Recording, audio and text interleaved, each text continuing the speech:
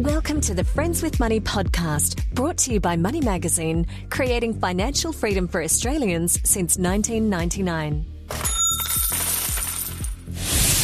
Hello and welcome to the Friends with Money podcast, your weekly pod to help you save and make more money.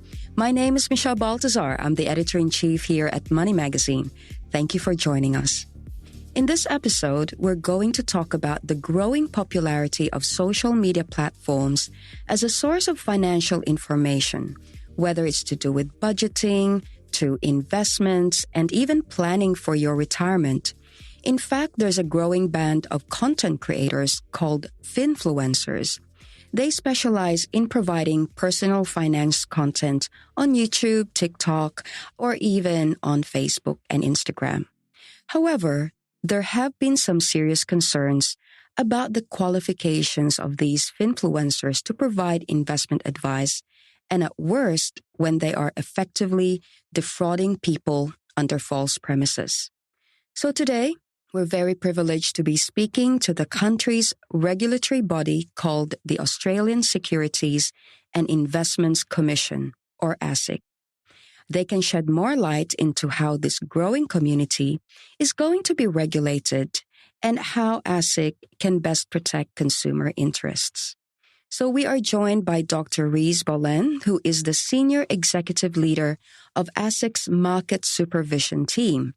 He has more than 20 years' experience as a regulator, academic, and public policy practitioner, including a previous role as the Assistant Commissioner for Policy and Strategy at the New South Wales Fair Trading.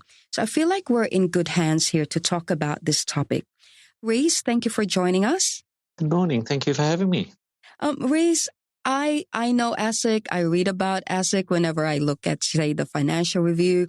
But for those who are unfamiliar with the regulator, can you give us a quick explainer, please? Of course. So ASIC is the lead regulator for consumer issues in financial services. So if you're talking about consumer credit or investments or superannuation, come to us.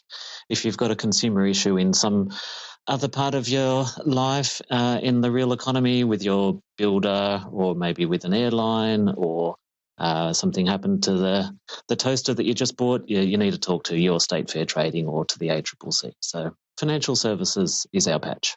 So ASIC, you look at if there's anything to do with financial services, that's what you do, but not to be confused with the shoe brand ASICS, right?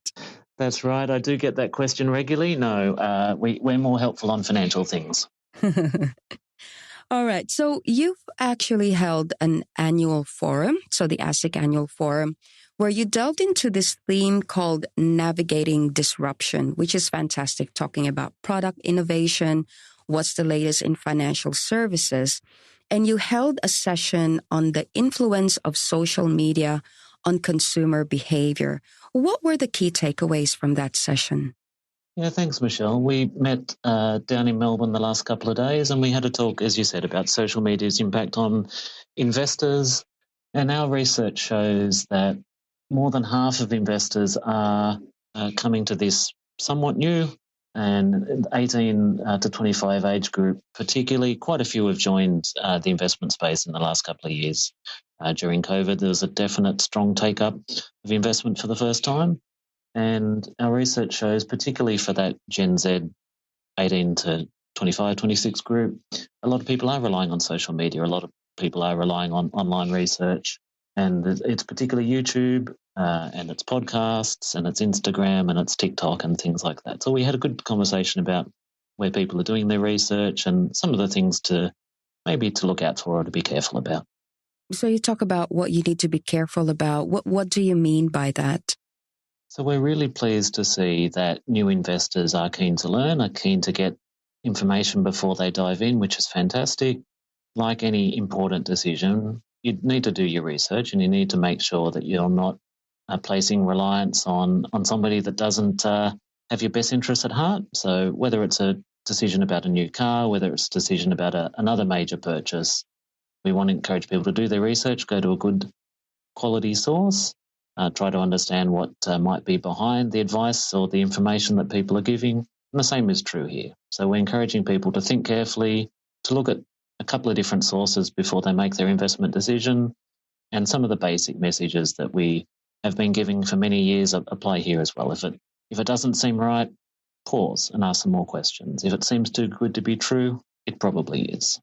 What else are you doing to regulate finfluencers and make sure that they are licensed to provide investment advice on social media? We have spoken to a number of influencers directly, and we will take action when people are giving online financial advice without a license. As I said, if you're making a living giving advice, whether it's online or elsewhere, it is an activity that needs a license. So the message to finfluencers is get the right license that you need, and the message to consumers is check that the person you're getting advice from has a license. You can go to asic.gov.au to check. All right, fantastic. Thank you once again for joining us, Reese, and just clarifying that even if it's on social media, anyone who wants to provide investment information still needs to be licensed, and they just have to look at asic.gov.au. Is that right? That's right. Anyone who's making a living providing advice needs to be licensed. And look, the other thing I might mention, Michelle, to your audience, is we do see from time to time people trying to talk up the price of a particular stock or financial product to make some extra money. So you see pump and dump type activities. There's the movie that's out at the moment called Dumb Money, where that follows that story in the US. So to remind people that there are rules about that kind of thing. You can't artificially prop up or inflate the price just to make some money on the side. And we do keep an eye on that kind of thing as well.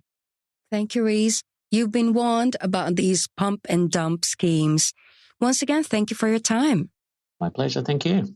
Before we go, don't forget that if you enjoy listening to the Friends with Money podcast, we'd love for you to recommend it to your own friends and family, or you can help us out by leaving a review on iTunes or the Apple Podcast app. You can also send in any questions, comments, or even topics you'd love for us to cover via our dedicated email, which is podcast@moneymag.com.au. And finally, make sure you head over to moneymag.com.au for all the latest financial news and stories. That's it for this episode. I'm Michelle Baltazar. Bye for now. Thanks for listening to the Friends with Money podcast. For credible, independent and easy to understand financial commentary, visit moneymag.com.au. Please remember that the views and opinions expressed in this podcast are general in nature, and further independent advice and research based on your personal circumstances should be sought before making an investment decision.